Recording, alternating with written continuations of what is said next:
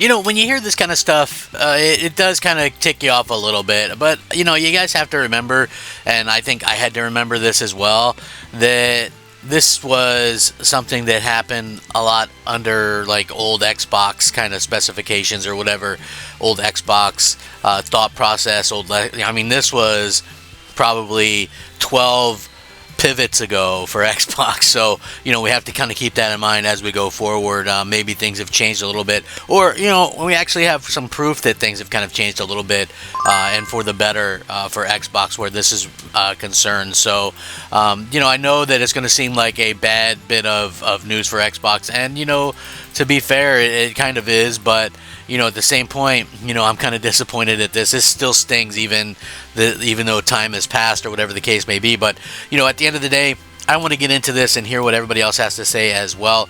Hey everyone, I'm Crap Gamer. This is Crap Gamer Reviews, back with yet another video. Thank you so much for checking it out. Please like, share, subscribe. I would appreciate that. It helps out my channel. It means a lot to me personally if you guys could do that. I do daily gaming content, so if that's what you guys are interested in, please like the video, share it out, subscribe. I try to be fun yet informative, so keep that in mind as we go along. It's hard to do sometimes, but I try my best, and hopefully, this is something that continues to flourish or whatever. But let's talk a little bit about Scalebound, right? The former Platinum Games lead, Hideki Kamiya, says that he believes development on the canceled Xbox game could have gone differently if the studio had been working with a Japanese publisher due to the perceived differences in culture and how they view game creation. Now, this is an interesting take. In a recent interview, Kamiya, who is now working on a sequel to Okami with his new studio, said he thinks Japanese publishers are more open to studios introducing new gameplay ideas, whereas Western developers are more comfortable approving tried and tested ideas that have already been successful in other games. The cultural differences presented in a challenge when trying to come up with an entirely new IP, like Scalebound, he said, quote, "Speaking from a creative perspective, I've worked with Sega, Capcom, and Nintendo. And during my time at Platinum Games, I also collaborated with Japanese publishers like Konami and Koei Tecmo, as well as overseas publishers such as Microsoft, Tencent, and Activision. What it feels like when I'm working with Japanese publishers is that the development culture feels close to mine, and they tend to be more understanding towards creators. I think of game development as kind of an invention. For example, in Bayonetta, we had Witch Time. In Wonderful 101, we had Unit Morphs. And with Okami, it was a Celestial Brush. My goal is to always build a unique mechanic that only that game can have. On the Japanese side, my impression is that they see you're trying to make a new invention, they understand the struggle of trying to give birth to something new, and they watch the process with patience. That's where I see the difference with publishers. Foreign companies, if you're trying to invent something new because the shape of it isn't clear yet, there tends to be pressure, like show us something that's taken shape more. And if you look at games themselves, like how first-person shooters were the popular thing for a while, I get the impression that they feel a sense of safety following an established format. Given Scalebound as an example, Kamiya said the game was going to involve having the player control both human and dragon, but because there was no clear reference or format for us to follow for such a game, he feels it was easy for some to have some doubts. I asked whether Scalebound's development would have therefore gone differently under a Japanese publisher. He said he thinks it would have, stressing that while that doesn't mean it would have definitely been released under a Japanese publisher, the studio might have been given more freedom to experiment with new ideas, saying, I quote, "I do think it would have been different. I don't mean that if we had been a Japanese publisher, a game would have necessarily been completed and released, but I imagine the process itself would have played out differently. Japanese companies tend to be more open to new challenges, and I think the conversations would have been more positive, like, okay, so how should we approach this together? For me personally, overseas publishers seem to have much stronger desire to see a finished project as quickly as possible. If it had been a Japanese publisher, I feel they might have given us more leeway. We're talking about this specific title as an example. However, I don't want there to be any misunderstanding. The failure of Scalebound was ultimately the responsibility of Platinum Games, myself as director included, but because I have now experienced working with overseas publishers, I feel that if the opportunity ever comes again, we'll find a way to take advantage of both sides of strengths. Earlier in the year, Kamiya posted that he would still like to make Scalebound one day, writing, "Let's do it, Phil," aimed at Microsoft's gaming CEO Phil Spencer.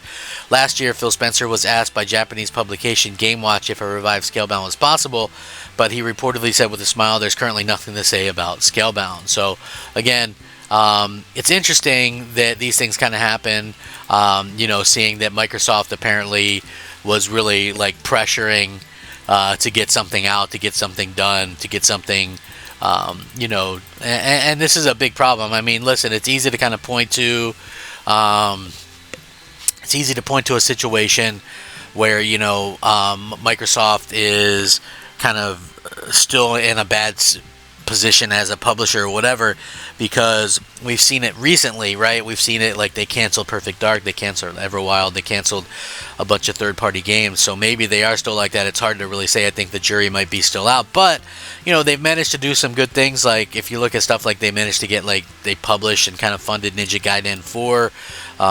They seem to be working pretty well with some of these publishers and things like that, and I think that kind of says a lot. I mean, obviously there is going to be a situation where where companies kind of want to see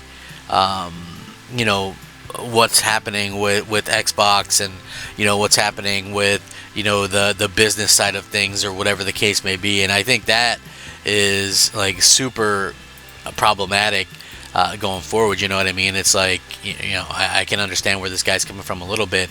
It does seem like it would be hard to kind of get into and kind of get involved with, with a company that has kind of different culture. And I'm not saying that's a bad thing, right? It's like we all deserve to kind of celebrate our own culture and have our own cultures and things like that. I think that is like super, super important. And so, it is obviously, kind of easy to see that, things are going to be different, and there's going to be a different thought process. And I think that's a good thing, because if you look at things, like PlayStation is kind of flourishing, I guess, in terms of what they're doing. Nintendo is as well, and then you look at Microsoft, who is much more of a kind of a culture situation, where it's more built around executives and things like that.